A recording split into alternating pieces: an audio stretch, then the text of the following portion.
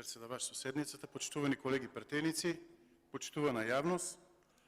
Циркусот во собранието продолжува под директденската палка на режисерот, односно читачот на дневниот ред Талат Џафери, а истиот овој циркус започна со денот кога мафијата влезе во највисокиот орган на државата, а тоа е Уставниот суд на Република Македонија, и тоа не преку било кој, туку директно преку жената која јавно на медиум има кажано дека се чувствува како комуњарка.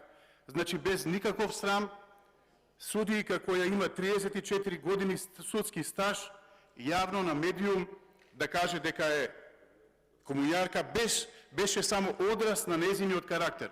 Ова што сега го говорев, станува збор, односно мислам за уставната судијка Добрила Кацарска.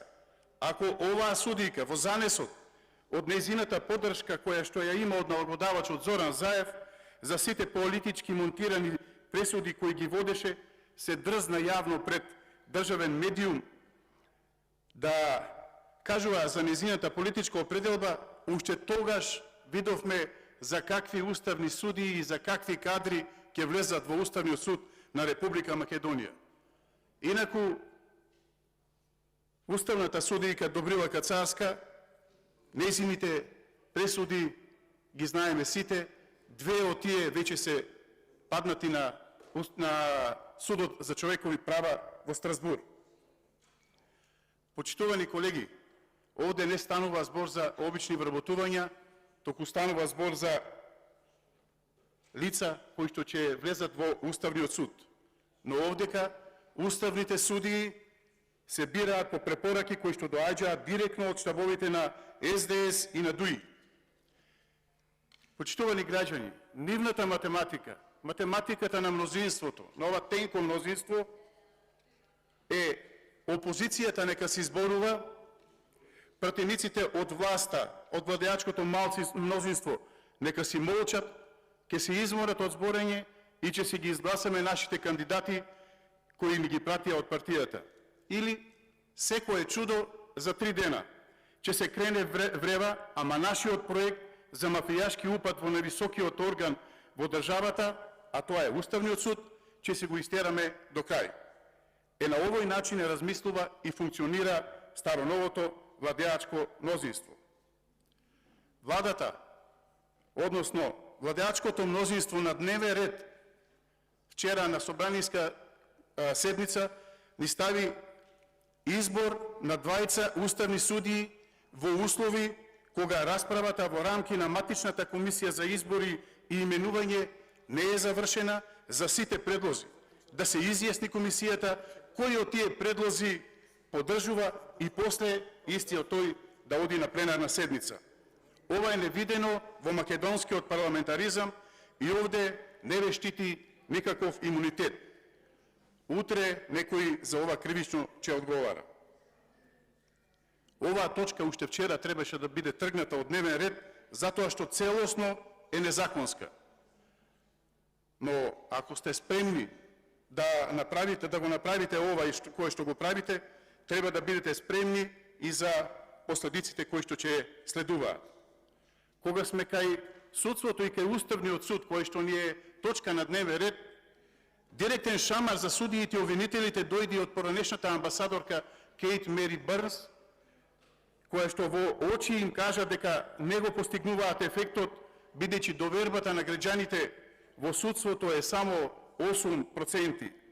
Амбасадорката порача дека судството мора да биде ефикасно, независно и да го спроведува законот за да се врати довербата на граѓаните во него. Не е тајна дека јавноста не верува во судството. Всушност, неодамнешната анкета на Евротик покажа дека, како што спомнав пред малку, само 8% од граѓаните на Република Македонија имаат доверба во судството и обвинителството. Очигледно има многу за работа, вклучувајќи судски реформи и зајакнување на институциите, но исто така треба да се адресираат и перцепираат. Луѓето треба да видат и да почувствуваат дека системот функционира. Граѓаните мора да бидат уверени дека нивните случаи ќе бидат сослушани од неутрални, независни уставни судии во разумен рок. Ова е основен принцип во секоја слободна и функционална демократија, која што за жал овдека во Република Македонија ја немаме. Иако ова се реформите во судството кои што ни ги најавуваше аболицираниот премиер како поранешен предводник на тие судски реформи, тогаш со сигурност можеме да констатираме дека на прав пат сте. Очигледно реформските процеси сте ги препишале од вашиот идеолошки лидер, председателот на Северна Кореја Ким Јонг Ун, затоа што само во Северна Кореја послушниот на лидерот може да биде награден само затоа што го прекршил уставот на државата во интерес на задоволување на желбите и потребите на диктаторот. Почитувани колеги пратеници, уставните судии треба да се бираат и да се гласаат со консензус и истите треба транспарентно да се предлагаат. Но тоа не се случи во матичната комисија за изборот на овие уставни судии. Истите треба да бидат квалитетни и да можат да одговорат на предизвиците. Истите да се авторитетни во професијата, во правната професија, во обвинителството и така натаму. Сега повторно сме пред сериозен тест. Избор на тројца судии во Уставниот суд, а наскоро уште двајца. Од 9 члена колку што број Уставниот суд и сите со 9 годишен мандат.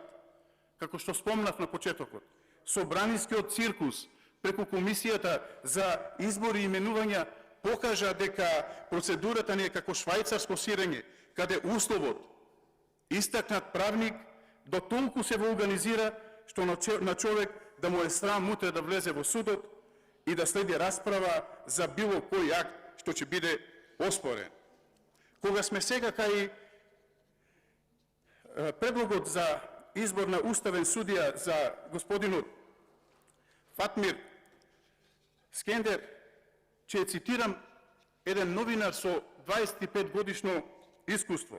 И вака вели, цитирам: апелациониот судија од Скопје, за кого уште пред да се отвори постапка, се знаеше дека ќе биде избран, е турчин по националност, кој што се што постигнал во животот е неговата национална припадност, која го вивна од секретар на општина Центар Жупа до судија на Уставниот суд.